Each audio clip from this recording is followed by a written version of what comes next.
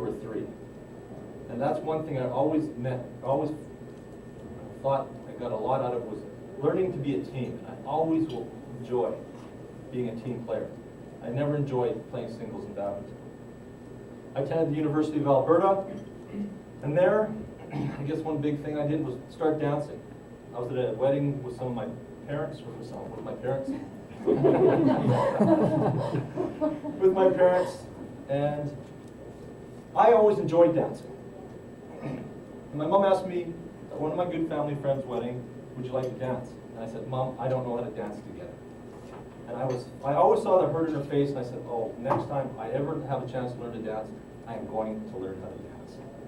Well, there was a big lineup for the ballroom club at the university, and I hate lineups, as you probably know, and I also am very impatient. So for me to stand in the lineup for 1 hour was a big step. But I made that commitment to myself that I was going to stand in that lineup, and I was going to learn how to dance. And today I really enjoy dancing. If my mom wants the foxtrot, the tango, the cha-cha, we're on, and we're up there first. I don't care if anybody else is on the floor. And she always glows with pride. I always get a real good feeling out of that, making her the flower of the picture, and I'm the frame.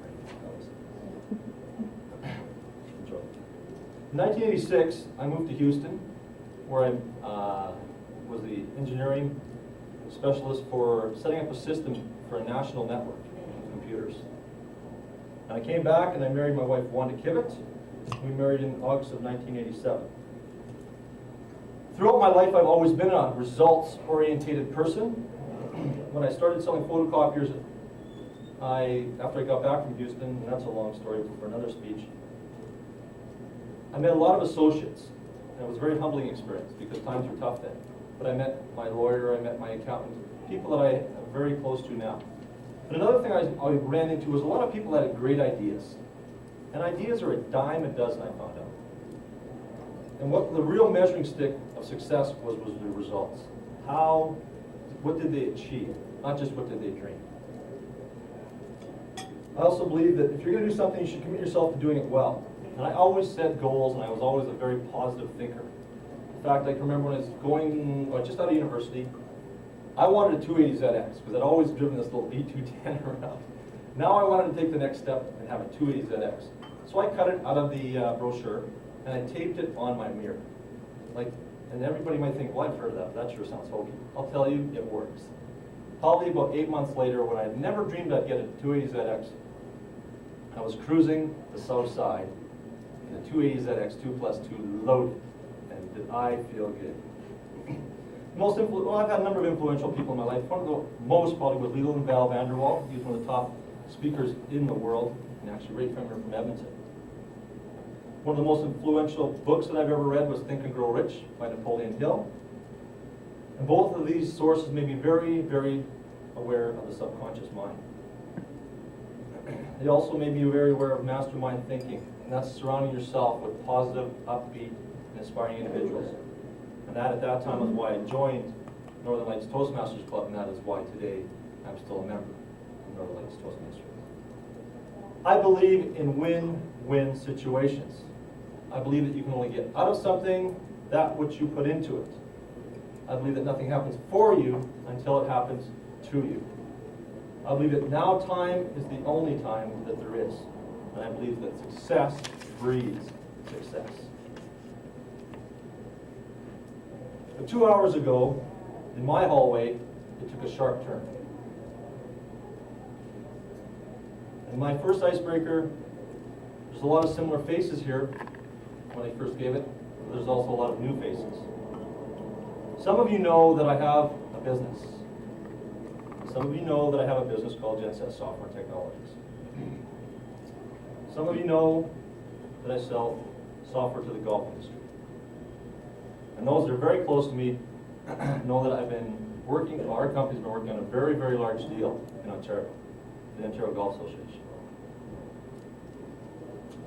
2 hours ago, I learned that we were successful in getting this contract. 2 hours ago, I also found out that it was necessary, as of July 1st, that I have to move to Ontario for 2 years to win this contract. So a new icebreaker begins for me. The halt takes a sharp corner. But you know that I'm When Greg asked me, am I still going to join the Northern Lights?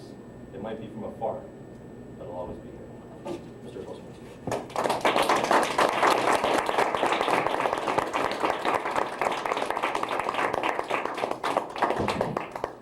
Thank you very much, Kirk. It was an excellent speech you did your DTM designation front. It was, however, a surprise to me to learn. I believe that you used the balance scale, and it's too bad you put it away, but that's fine, very effectively through your speech. You referred to it quite constantly throughout your speech, so we always knew you were referring to the balance that we have in our lives, the balance, ever-present balance of being happy or trying to achieve happiness, at least in our minds. And without that scale to refer to, your presentation would have been just another delivery of words, thoughts, and ideas. So I thought the scale itself was very beneficial to your speech, and as well as it was colorful, so it was eye-catching, and you had labeled it appropriately. And as I say, your constant reference to it kept the prop as part of the speech, which was the objective to do in this speech. Your strengths in this speech were in your organization. You had your thoughts and ideas well organized. Your vocal variety and enunciation is always very clear, very astute. There's no problem there. I loved your use of the phrases, some of which you were very innovative in using, some of which were hang on to the treasures, throw out the garbage. Tip the scale in our favor. And decide to be happy on the journey, not the destination, to achieve your balance of life, of happiness in your life. I like the idea of the use of children. I totally agree. There's no one on earth who can absorb themselves in the moment and the ever-present as children do. They're totally immersed in whatever they're doing at the moment, and they're quite happy. They don't worry about what's happening in the next phase of their life. They live for the moment, for the day.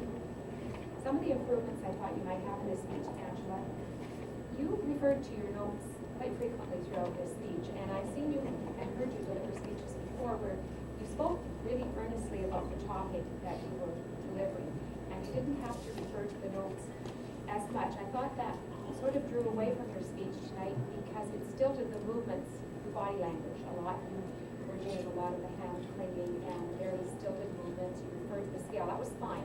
That was good reference to the scale. But the rest of your movements were sort of lost in your referral to your notes. Your message was to be happy now. I found you, again, were a little stilted in that. When you're delivering something and trying to convince someone that you should be happy now, show it by flashing an occasional smile. You were quite serious through the whole delivery. You focused around your audience and you looked at everyone, but I didn't get the idea that you were truly, truly happy, which makes me wonder if perhaps like the rest of us, you might still be searching for that happy moment in your life. And that concludes my evaluation.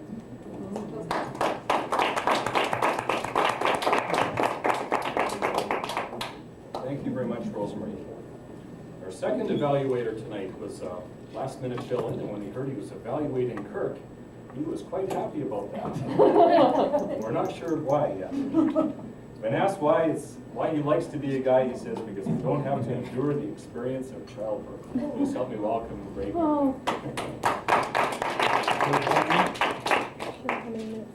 Almost my icebreaker and be nice.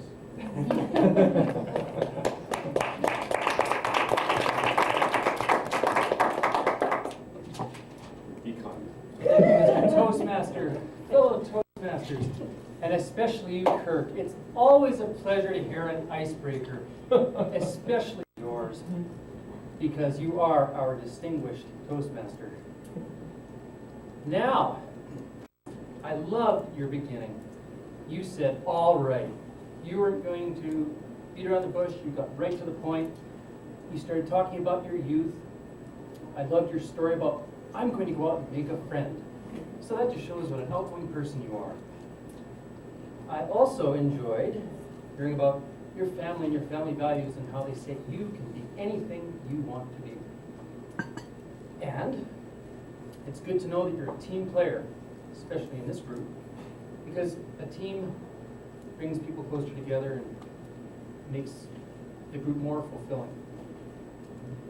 I enjoyed hearing about the dance school. I myself have thought I'd like to go back to dance because I haven't taken dance since gym in grade 10. But I loved it. I just never continued with it. So now, when there's a dance, I usually just sit down. So I hope you keep it up. I enjoyed your use of humor, albeit it might have been accidental, as in some of my parents, as opposed to my parents.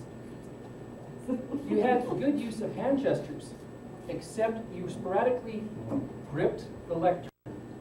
You'd say your moment, and then you'd rock your feet back and forth, almost like you were doing one of your dance moves. Then you would grip the lectern again. But don't worry, it's your icebreaker. You can work on that. You had good eye contact with everybody. You tried to make eye contact with everyone in the room. I could see that from where I was sitting. Oh, back to the dance again. That was my one recommendation. Display some of your dance moves. Show us what you learned in your classes. You used your voice very well, good intonation, good variety. But I might recommend using more hand gestures to really punch some of those points home. I enjoyed hearing about your new successes, your contract, and how great your business is going along. And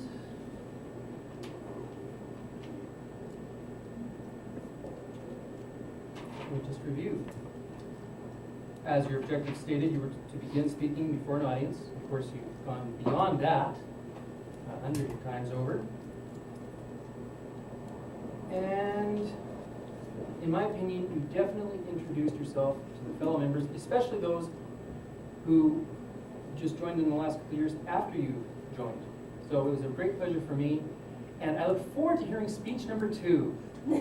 Best of luck in your Toastmaster career.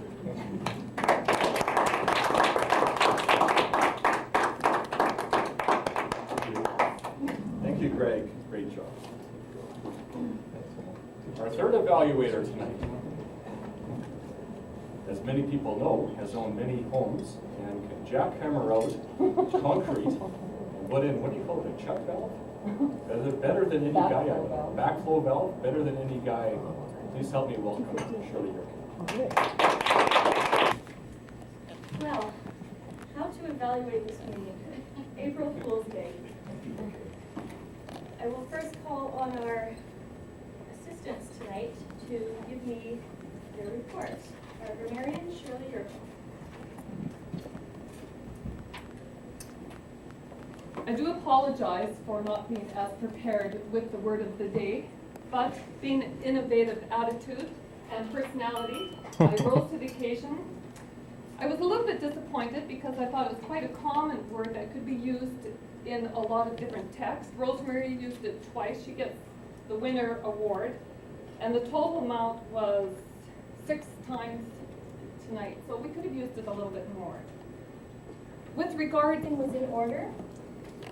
I found that our members were greeting our guests enthusiastically, and I always like to see that. Brian, I'll come back to you at the end. I just have a comment for people who enter a meeting late. You know who you are. Just enter discreetly. The meeting is in progress, and just not to disrupt the flow of the meeting. Just take your seats, and you can do the hugs and things later. Rank, and we should be acknowledging area governor first, and then our acting president, and so on. It's just a protocol. Our invocation done by Donna, I congratulate you. It was very well done, very meaningful. I was listening intently, and I just thought it was outstanding for your first time. I think it's your first time, and I congratulate you on that. I just wanted to ask you if you had written it out on the back of stockings. Cardboard. We just found a place today, bought a place. We've been looking for a year, and I didn't have time to type it. For you men, Brian, you would know this. That's from a package of stockings. So Brian, that's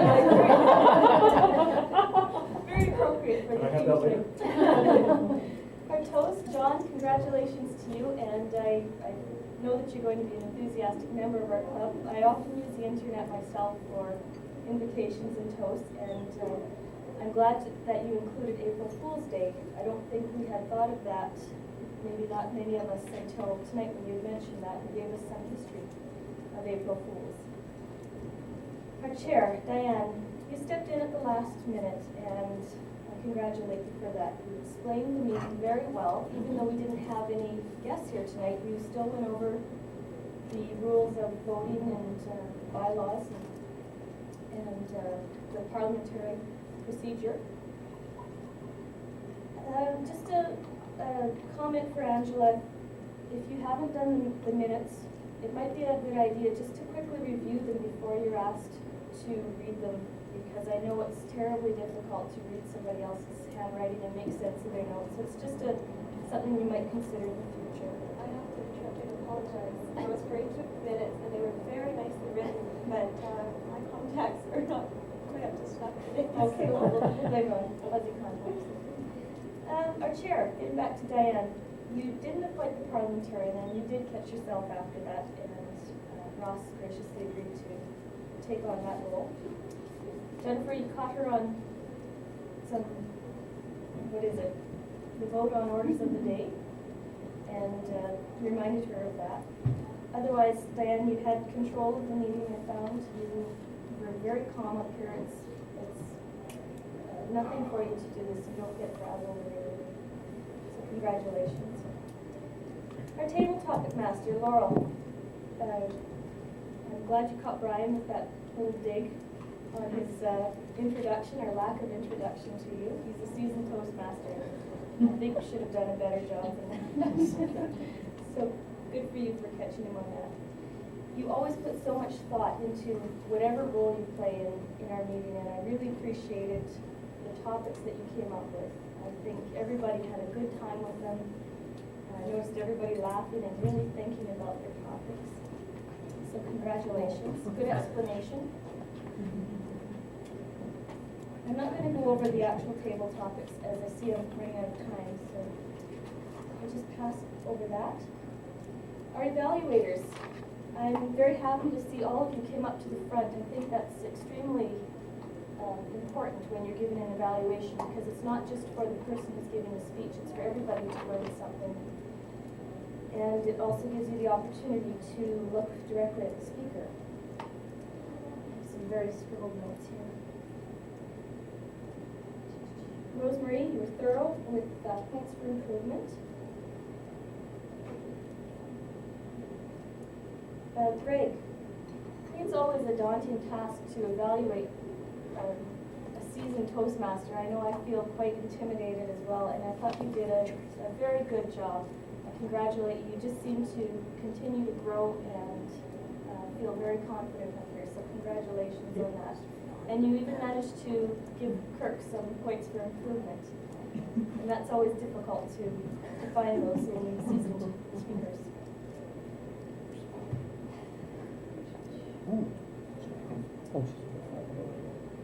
Sorry. Oh, Shirley.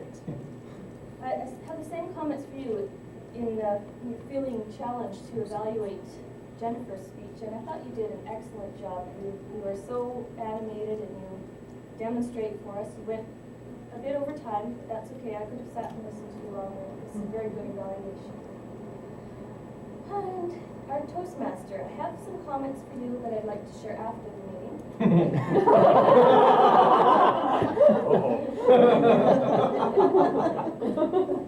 But you had a very full agenda, and I know that your difficulty in having people late really reflects on the Toastmaster, and he was well prepared, but he did manage to remain calm and get everybody to fill in at the last minute, and I congratulate you for that. You did an excellent opening with the prank on us with Nancy's baby in the ways I fell for it. I hate to admit that, but I just picked my job off the table. And with all the cross-dressing that goes on, it's no wonder you chose this theme. I thought it was a good theme. And the prank that you pulled, I also heard that if somebody does something after noon on April Fool's Day, then they indeed are the April Fool. So I didn't know if you knew that or not. It is afternoon. Your bridging was good.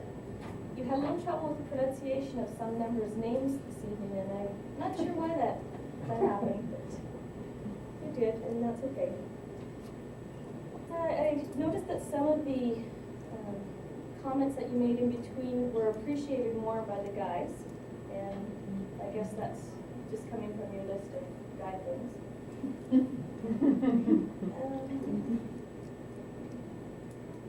Yes. I think that's about all I can say at this point, and oh, I found the room extremely hot tonight and noisy. How's that? But all in all, things went okay after we finally got settled in, and congratulations, I return control to Brian Jingles.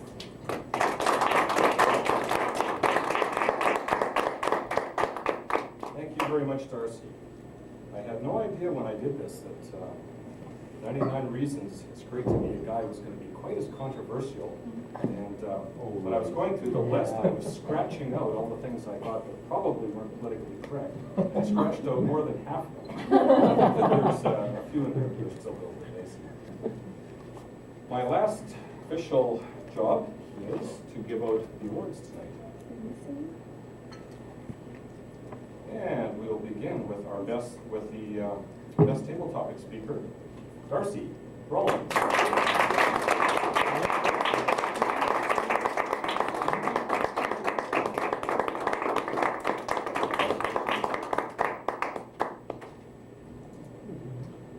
Our best evaluator, Shirley Derrick.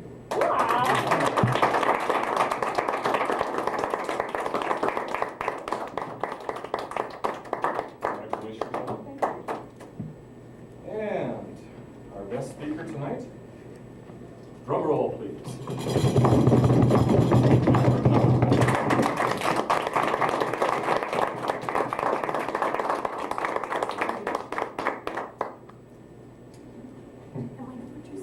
We're running, actually I had a number of more jokes to read off, but we're running about 10 minutes after, so I'm gonna... Joke. Well, we'll leave it for the lounge afterwards. And I'll now return control to our acting president, Rosemary Bassler.